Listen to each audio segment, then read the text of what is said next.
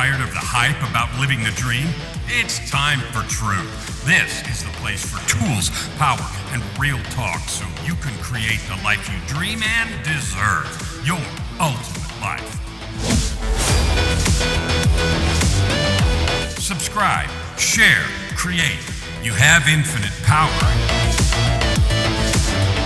Hello there, and welcome to this episode of Your Ultimate Life, the podcast dedicated to one purpose, and that is to help you create a life that you love, a life of purpose, prosperity, and joy. And I'm honored today to have a glorious soul who shares that kind of feeling with me. Michael Klepacz? Klepacz. Pretty close. Klepacz. All right. It's flukiger, so I pay attention, but I did it wrong anyway. Klepacz. So, Michael, welcome to the show. Thank you. So, Michael, the first thing I want to ask you is I just asked you a question before we started, and I said, what's on your heart? And you were saying some things that are real valuable about how you've turned the things that are on your heart into a business. And I want you to just start where you were and tell me what is on your heart and why. Yeah, I would say what's on my heart is mostly it's a bunch of negative things. I'd say this podcast is a lot of positive stuff, but I'm really fueled by negative things. I think that when you're comfortable, you just want to sit in the hammock and enjoy life. But when you see things that are worthy to change, you do. And so, yeah, I'm a little bit upset that we've started poisoning ourselves and poisoning the world. And we should be able to live to be 120, apparently, and we're not. And that's the result of our choices as humans. And so that's kind of what's on my heart. And that's sort of the mission I have with what I do for a living, which is eco-friendly sustainability stuff. So I want you to tell me more about that. A question I love to ask to start with.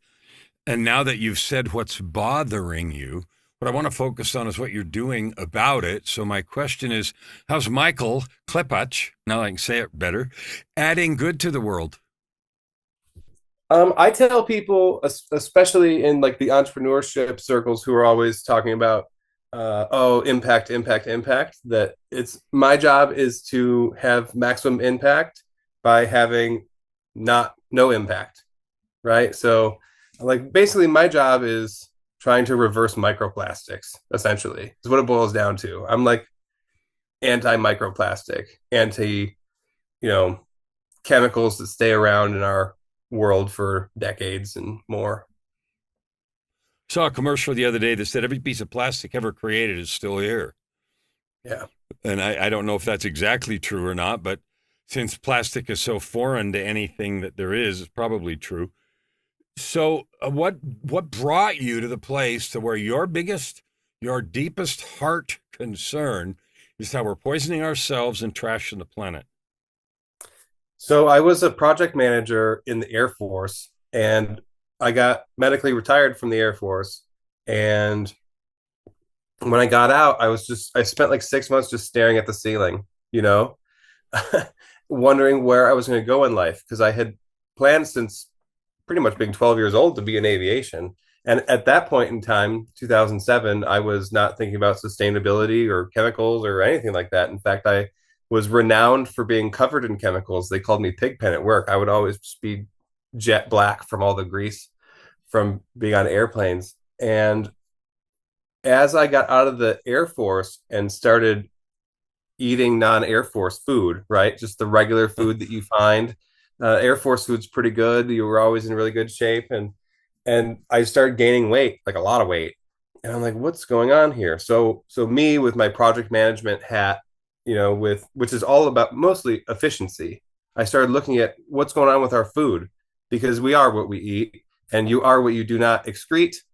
And so that was the first rabbit hole, was GMOs and pesticides and herbicides and the nutrition content of the food that we have today. Because you look at Italians versus someone from Ohio, they could eat similarly and have completely different results.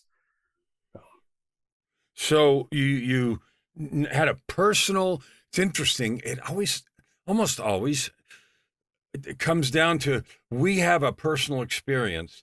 Sometimes they're hard or difficult or not what we want. Sometimes they're good ones. But having those experiences drives us to ask questions and do stuff.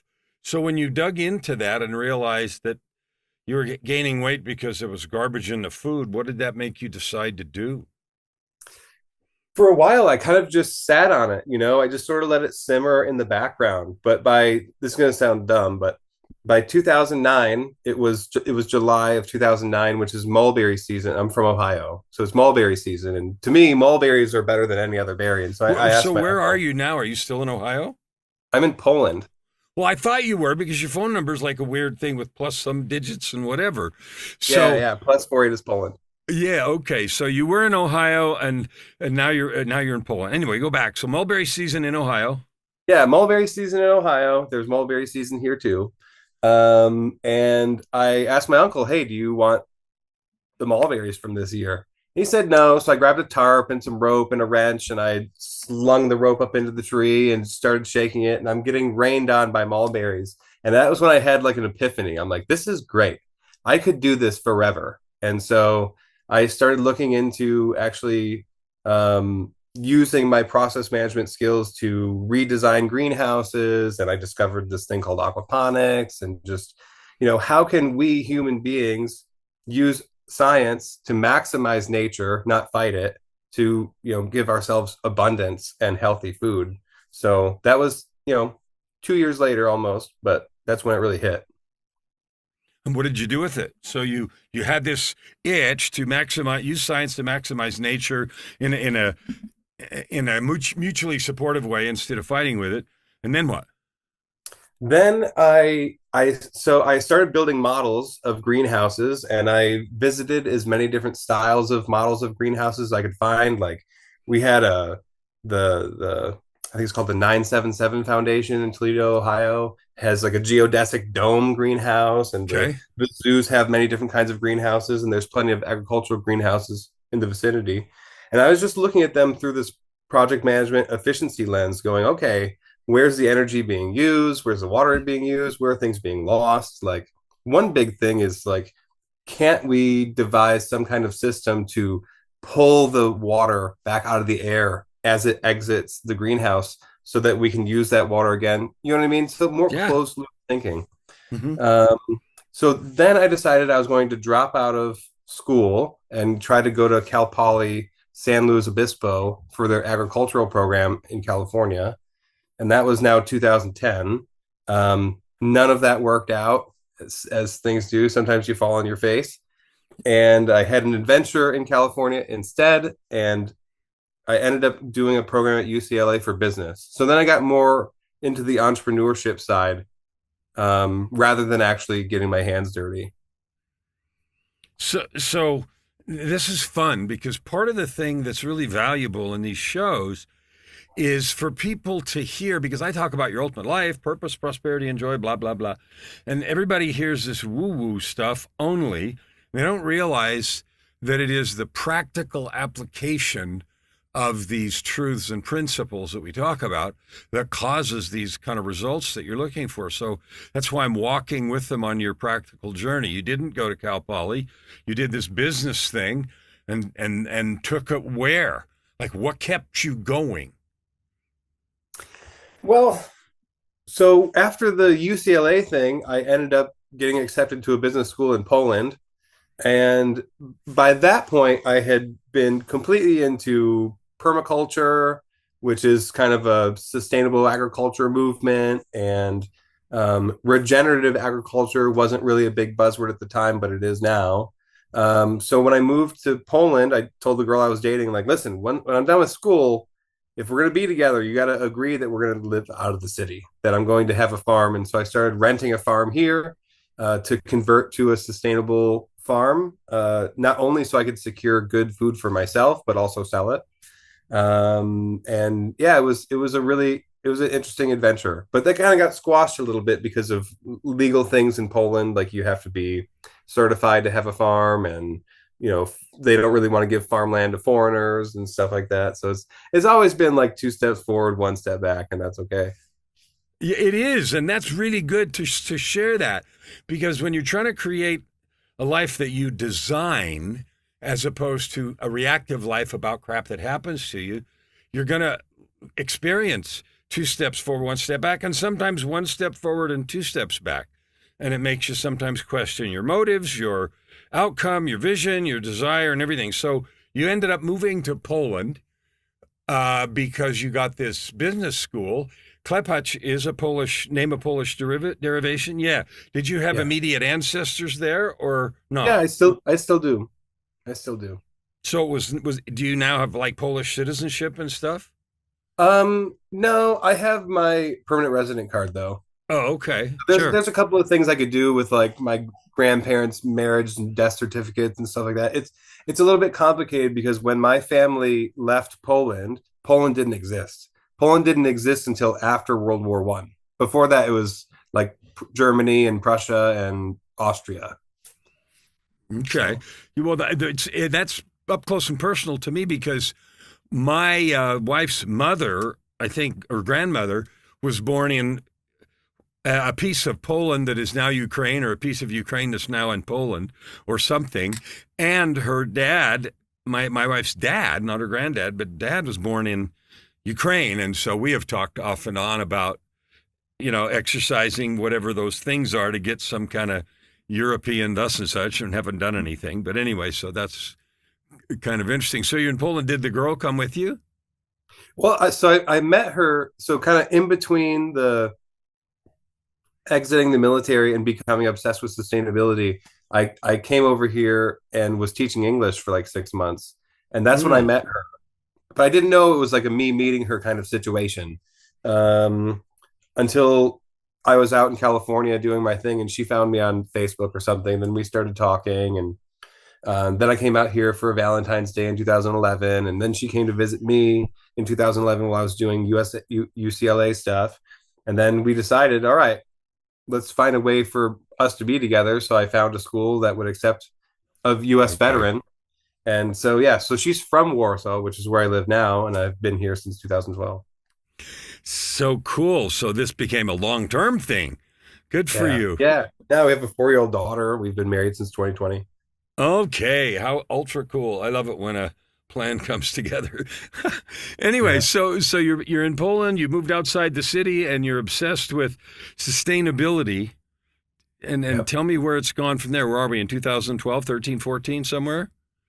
Yeah. So in 2013 or so, when I started renting this farm, it became clear that because I don't come from money or anything like that. Like there's no friends, family, and fools that I can ask for money for anything, And so I was like, all right, we need to do something to help this farm get off the ground faster, Right. And so I decided there was a lot of empty buildings on the property and that we would turn some of them into workshops. And that because of the connections that I had in the US, we could start to produce certain very easy to produce products here and then just export to the States and import dollars, which at the time was really good. Cool. So what kind of products were your first products? The first products we started doing was this waxed yarn called hempwick, which survivalists and smokers use as a source of fire. I've sold enough of that stuff to wrap around the world, but it's very niche. And then the second project that we did as we started to kind of develop, non-polyester products was a guitar strap. So we made a leather-free vegan guitar strap for a client. And then after that was dog collars and dog leashes made from hemp. And it's just kind of snowballed into us using our imaginations to imagine new versions of products based on plants, essentially. So you've walked, we're going to pick up the journey in a minute, but I want to stop here and just ask a question. So you're now to the place where you are creating a living. You've moved to a foreign country. You found the person that you're having a permanent relationship with. You allowed your experience to wake up a fire in you, which you followed. You scrabbled your way through creativity and determination to create products and export them halfway around the world, principally, to make a living. And to me, I'm looking at that story as how this coalesces into the possibility and the truth of Michael literally creating a life for himself. Would that be true, or did I miss something? It seems pretty accurate. So, what would you say to people who hear your story, which we're not even done with yet, and say, yeah, whatever, that's good for him, but I could never do something like that. Me, I'm different, that story that we've all heard. What would you say to someone like that? I would say you can't because you don't. Well, say more. I get it. You can't because you don't, and that's absolutely 100% true, but that's not going to Yeah. motivate anybody to action. So let's get a little Yeah, deeper. that's true. I think nobody likes to be uncomfortable. You know what I mean? Like most regular folks, I would say, well, they want security, they want steady income, they want, Maslow's hierarchy of needs to be steady. You know what I mean? And I have become professional at not doing any of that.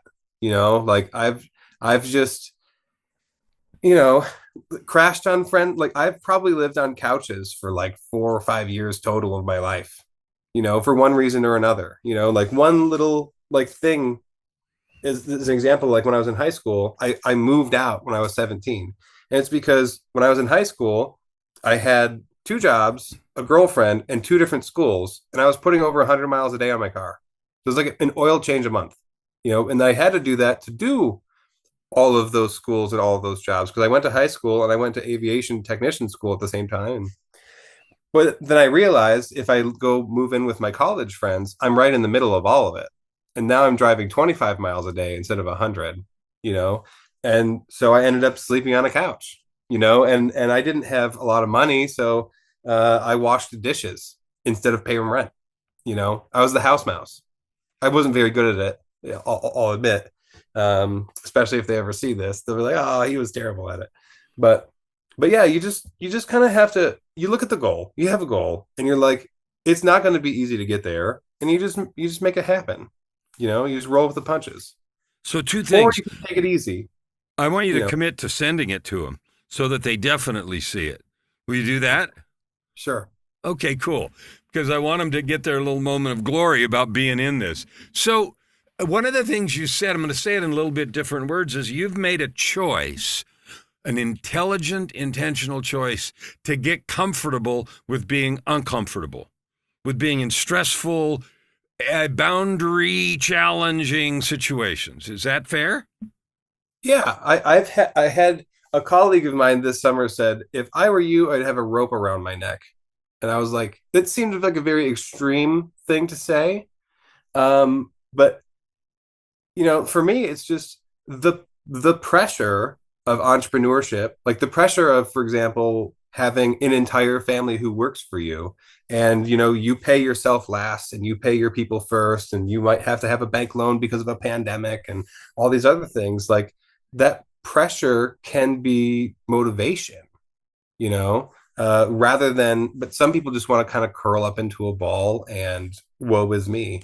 And I just don't have time for that. I think there are a lot of people my age who are way ahead of where I could be, but I think by the time I get to the end of my life, I will be exponentially past these people who are ahead of me now. So I hear you. I hear the language you're using, and I want to reframe some of it.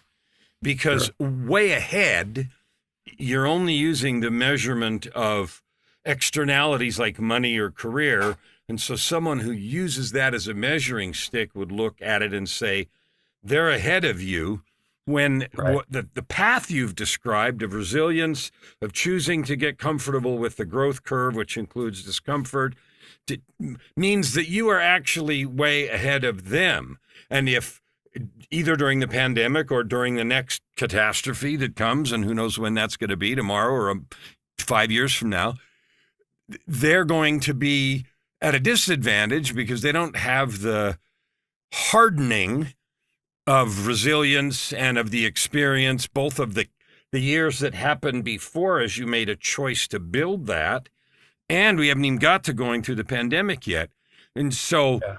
I don't, I'm not going to buy the idea that that measure is the appropriate one. Is that okay?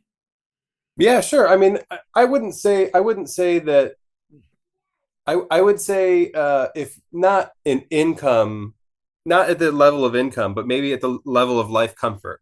You know what I mean? Like my former accountant who I went to school with as kids, we were best friends growing up. You know, he makes 300K a year, and he's got the cool house, he's got all the kids, he's got like all the boxes are ticked for that standard American life. You know what I mean? Just like I, when I I was do. 18 getting into aviation, I thought by the time I'm 25, I'll have a snowmobile, a jet ski, I'll have a house in the burbs and do all that other stuff. Um, but one thing that like he has with his life is he doesn't have any time. Like he might make 300K a year, but he can't enjoy it at all. And I might make a fraction less, but I have all the time in the world. Well, I was going to ask you, he has XYZ, and the question that always makes me want to ask is if he were to tell the truth to himself or to you, and you or him, he would ask himself, is he happy? Like, does he wake up every day just happy to be alive and about the life that he has? Maybe, maybe. I think that people, they have different values and they've been exposed to different life situations and scenarios, right? And so I know I wouldn't be happy, you know. I'm going to say I don't think so. And I'm perfectly willing to be wrong, and I'm not doubting if I don't know him, obviously. But when Yeah. my own experience is having had all that and been through that mess, 90% of the people that I know that have it, that ought to be happy because they have all the stuff, aren't. In other words, they feel like if there's an emptiness, like this isn't really filling the thing. You know what I mean? Like I talk Yeah, about your ultimate life. Like I don't have that, and I thought I would kind of feeling. sure. Would you agree with that? Or do you think I'm full of crap? I mean, I've been listening to a lot of people talking lately about like the American pursuit of happiness in Yeah. itself is toxic, because Yeah. like happiness is this like fleeting thing that uh, within the founding fathers' papers of starting this country is something that's supposed to be the thing that we're pursuing. We're supposed to be constantly running after what makes us happy, and science seems to be finding out that happiness doesn't usually come from internal things. It comes from like helping others and doing good things and making other people's lives better give you this feeling of happiness. And so So yeah, I don't that know. goes back to my very first question. I agree 100%. We are physically built to love and serve each other. When we are in that activity, we create the neurochemical cocktail that makes us feel good. Yeah. And my experience is that there's a spiritual analog to that. And there's some kind of spiritual neurotransmitters, whatever that looks like, because in addition to the physical sensation that oxytocin and serotonin and all that crap creates in us, there's a deeper and more something sense of satisfaction that penetrates to the core when we choose to be in love and service, even when it is at our own discomfort or accompanied with some kinds of struggles. Do you agree Yeah, with that or not? yeah, I definitely agree. I think that it's getting over these struggles that bring resilience, right? And like a lot of so I try to mentor as many people as I can, um, and I find that the ones who've had the hardest lives have the most grit, you know, generally speaking, and they accomplish more. I have a saying, and I say the crap that we have, like good things happen to us and bad things happen to us, externalities. The ones we remember more than anything and seem to have the biggest impact are the bad ones, the difficulties, the struggles, the betrayals, the bankruptcies, the illnesses, whatever they are. And those things can either ruin us or they can refine us. And sometimes they do both. They might ruin Yeah, us for a while, and then we take a different view or choose a different path, and then those same things refine us and then becomes more substance of us. We seem to actually grow in substance when we have chosen to be refined by those things. Yeah. Yeah, I think a lot about, you know, it I had a woe is me, my dad was an alcoholic. My dad was not an alcoholic, but so then I become an alcoholic. Or my brother, which I don't have a brother, says, woe is me, my dad was an alcoholic. I'm never going to touch alcohol. So like two boys from the same father can observe a situation and say, I'm going to embrace this or I'm going to deny this. And the same thing can be said for, oh, my dad was a criminal, so I became a policeman or whatever, So it's interesting what people go through to embrace something versus not. So we're talking about creating a life intentionally. It's the purpose of the show, and to offer the insights, the encouragement, the assurance that you can build any life you want. And I call it ultimate life, purpose, prosperity, and joy. And I realize everybody's going to use whatever words they want. And where you are, do you feel like you're building that? Do you feel like the life you're building is one of satisfaction, purpose, prosperity, and joy? Yeah. Yeah, I do. I do. I when I started this company, I said, okay, what would it look like if, so there's a few permaculture principles, right? This design thinking that I was speaking about earlier, that's mostly around having an eco-friendly lifestyle. If that system would create a company, what would it look like? And today it's called like triple bottom line thinking, where it's like planet, people, profit, and things like that. And so I always tell people that like I'm not willing to climb the mountain on other people's throats. You know what I mean? And a high tide raises all ships and all this other kind of conscious capitalist phrases that you hear people say, I'm saying all the time. And I know that like I can sleep good at night knowing that I'm doing things without compromising. Some people say, they talk about situational ethics and, our inability to actually live like that. And you're telling me you sleep at night because you have found a way and have not found, you created a way to live, create business, create jobs, create income, have a kid, have a relationship, have a company that isn't full of those kind of compromises. Yeah. Why is that so important to you? Like, what is in your heart that says, this is who I am? Yeah. In business school, I always heard this phrase from multiple different instructors, professors, etc., that basically, at the end of the day, the job of business is to maximize profits for the shareholders. And then when you hear someone speak like Simon Sinek, and he's talking about how profits are a result, of doing something. It's not the purpose, right? So, I'm often challenged by people who, like, we could just take the guitar strap, for instance, right? Like the material that we use to make the guitar strap and the labor that we pay to make the guitar strap makes it to where it costs me more to make one than you would find at a local store here in Poland, right? And so people say, well, why wouldn't you just make $1 guitar straps that would end up retailing for whatever, $7? Whereas you're making guitar straps that cost $8 or more that might retail for 50 or more. And it just seems obvious to me that we can have good, affordable products that make our lives better without making our lives worse. And I think would you go ahead? I think that we will. No, I was just going to say most people just stick their head in the sand, and they don't think about the end of a life cycle of an item, and they just, oh, well, it's not my problem. And, but like I said, in a speech I gave the other day, the world that we have right now is the result of projects.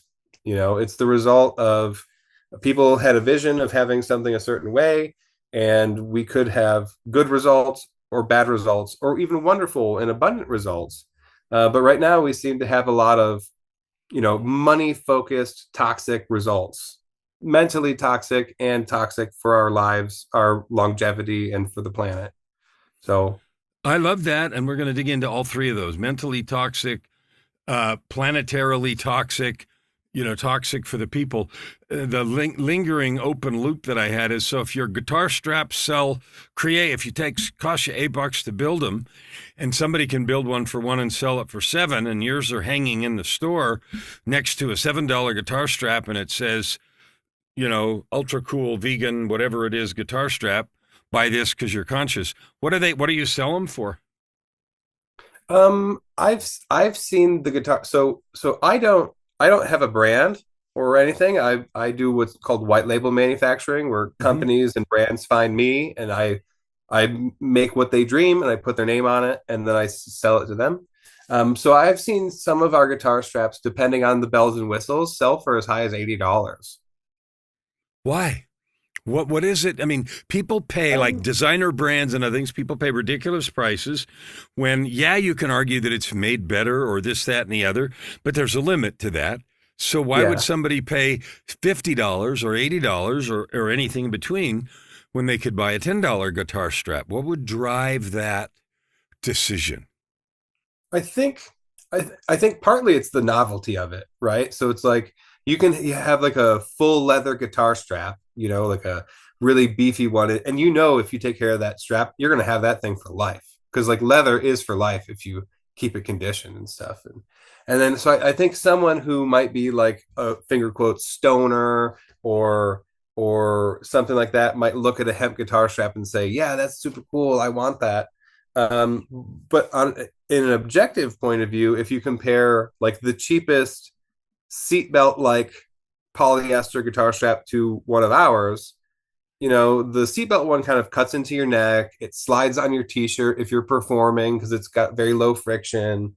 And ours is soft. It absorbs sweat. It's washable. Did I say it's soft? It doesn't cut into your neck. You know what I mean? And it's a different user experience than if you just get the lowest end, let's call it like student level guitar strap. You know what I mean? Like, oh, I just bought my first $200 guitar. I'm gonna get a $5 guitar strap and a couple nickel picks. You know what I mean?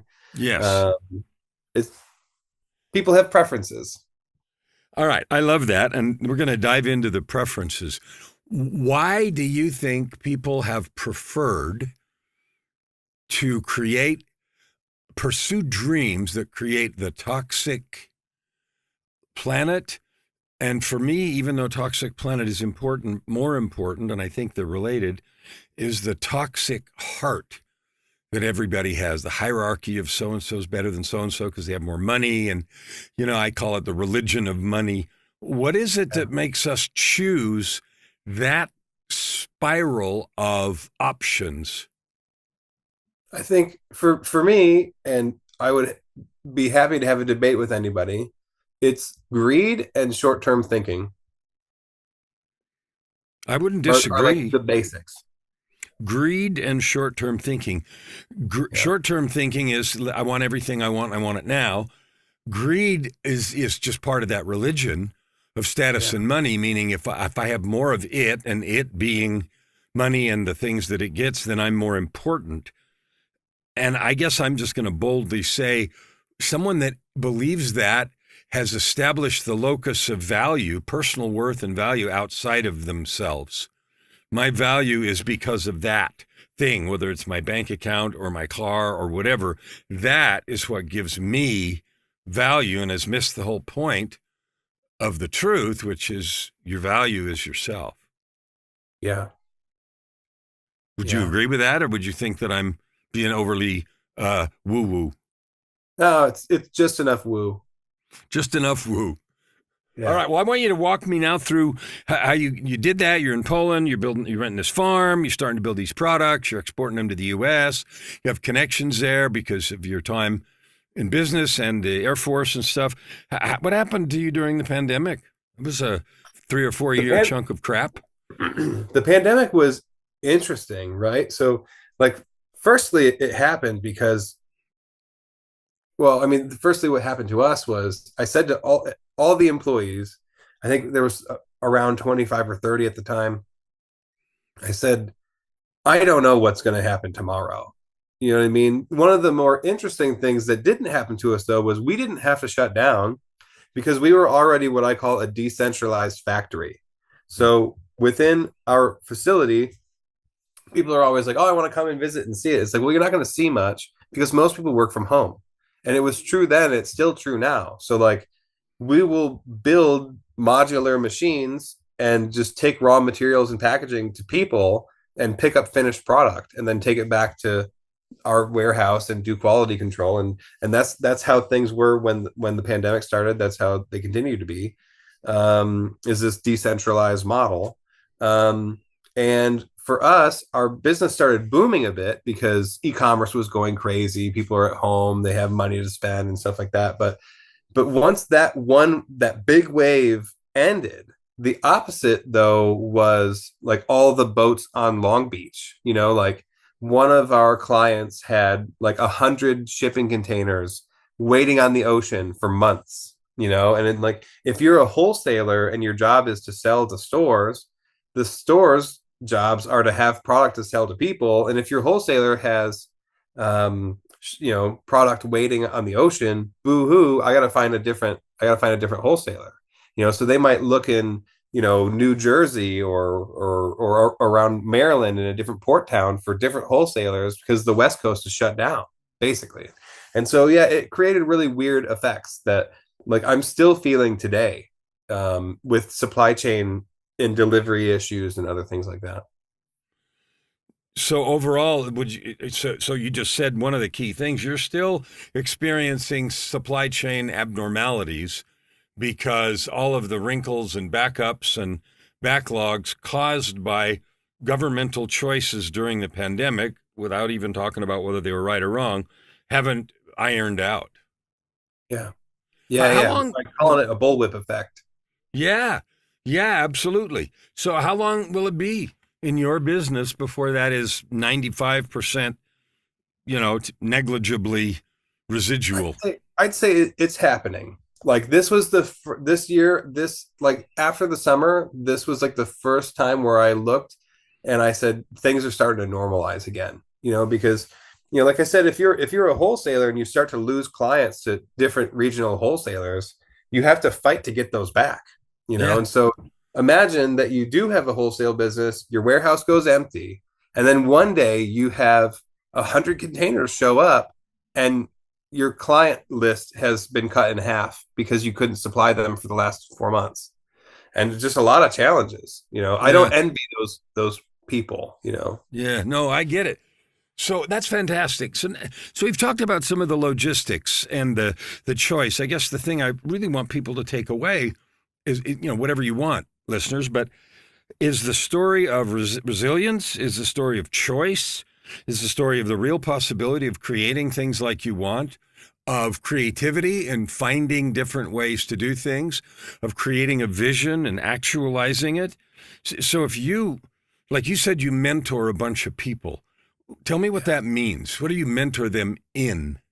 Helping them do what? I think it really depends. It's a lot of people who are like young inventors or just people who want to get into entrepreneurship in general, people who are interested in sustainability, that kind of thing. I would say the entrepreneurial youngins in like the late teens, early 20s, college kids are the most fun, um, because you just get to push them outside of their comfort zone, which I find entertaining. One of the things I read the other day is that Poland itself, at least in this one article, is what was talked about or extolled as becoming a new sort of European economic superpower in terms Yeah. of its economic growth and stuff like that. Are you seeing that? And where does that position you in terms of growing your influence, your company, and your opportunity to create more of the vision you had when you started this sustainability journey? So for me, most of the stuff that I do is still American based, so like there are the university I went to, they'll throw students at me every once in a while because they have a mentorship program. And it is really cool to watch Poland kind of grow in leaps and bounds. You know what I Hmm. mean? Like, no offense to Toledo, Ohio, but like Warsaw, Poland is way nicer, way safer, way cleaner, way better public transportation, way everything more Why than where no I grew up. offense to Toledo? Why not say offense to Toledo, Ohio? What's going on here? I don't know, but you know what I mean? Yeah. Yeah, well, people have different values, It's like I know that if I have a meeting downtown, the best way for me to get there is to jump on the subway because then I can read a book. I'll be there in 20 minutes. And if I take a car, I'll have to fight through 30 some minutes of traffic, or if I take my motorcycle, I'll have to constantly try to stay alive, which is a different adventure. But Yeah, it is. So I love that. Right before the pandemic, in November of 2019, literally months before, I was in Warsaw. The BNI had their global convention there that year, and okay. Joy and I, my wife and I, attended that. So I had a chance to be there for a week or two, and stayed a couple of weeks. We spent some time in some other cities in Poland as well, and we quite enjoyed ourselves in that. Not that that's anything other than an anecdote. Are Right. you going to Too bad stay we in didn't know Poland each other forever? then. We would have had Yeah, it fun. is too bad. It would have been delightful to see you. Um, are you going to stay there? We have talked about maybe moving everything to Italy. Um, because like in general, it feels like Poland's kind of anti-entrepreneurial. Why? Um, just the bureaucracy and the way that they tax people and things like that. It just seems to kind of put a burden on the entrepreneur, right? Whereas like in the States, if you wanted to start a side hustle, you know what I mean? You pay money based on your results. You pay money based on your profits. But here, because of things are a bit more socialized, you end up having to pay the government a set amount of money no matter how much you make. And so like let's just say it's 1,500 PLN, that all of a sudden turns into X amount per year. And that amount per year might be the amount of money that someone wanted to have a side hustle just to improve their lives. And so, yeah, there's just a bit of kind of, over regulation, over taxation here is stunting growth, but it's changing. Is Italy better? I don't know. I think it's a different form of bureaucracy. I've been trying to interview a lot of people from Italy because people are like, don't go to Italy. It's too bureaucratic. And I'm like, My is it Coke impression. or Pepsi? Yeah. I don't know that Italy's any better for socialist. It's tax grab or anything else. Well, Yeah. I want you to teach me something now. Let's come to the place where you view me as someone that you're going to distill a little bit of your heartfelt and hard-won learning, love to. Tell me some stuff that would help me have confidence in my ability to create, or increase my willingness to listen to my intuition, or the kinds of things that it really takes to launch on some journey like this. I would say that it's really it's a muscle. You know what I mean? It's like I said earlier, you can't because you don't. Like I can't draw because I don't. But if I did draw daily in a year, I'd be great at drawing something, you know? It's the same for creating. It's the same for asking questions. Like I think that we have an education system that's good at creating employees, but we don't have a system that is teaching people critical thinking and like the right questions to ask, you know? And that if you do if you are able to formulate the right questions, then you're on the right track. Because for me, wisdom isn't knowledge, but knowing the right questions to ask. You know what I mean? I do, and I love that. Tell me where people can find out more about you. If they want to find out more about the Klepacz story Sure. and get a hold of you, find your stuff, how do we do that? Right. The easiest way is michaelklepacz.com. Just a little blog that I've been putting up recently. I'm on all the platforms. I'm on Instagram. I'm on LinkedIn. I was the first Michael Klepacz on Facebook, but now I'm not. Yeah. So for me, like LinkedIn would be great. my personal email even, which you can all find that on michaelklepacz.com. Because I love to talk to people and learn new things and create new relationships and make progress. Michael, I love everything that you're about. You've touched my heart and inspired my action and the listeners today. Thanks for being with me today. Thank you. I appreciate it. You're welcome. I really want to acknowledge the story you've told, what you've chosen to do, and who you're being in the world. Thank you. Hey, folks, I want you to just listen to this. It's a great story. I've known Michael for maybe not quite a year now or something, and I can tell you that the person you're seeing is the real deal. He makes conscious choices. He's proven over and over again that you can do what you want to do and get through hardships and do it wherever you are. And those things and the stuff he's taught us today are key drivers and tools that you can use to create your ultimate life. Never hold back and you'll never ask why. Open your heart and this time around. Right here, right now. Your opportunity for massive growth is right in front of you. Every episode gives you practical tips and practices that will change everything. If you want to know more, go to kellenflukigermedia.com. If you want more free tools, go here, yourultimatelife.ca. Subscribe, share. Stand with your heart in the sky and your feet on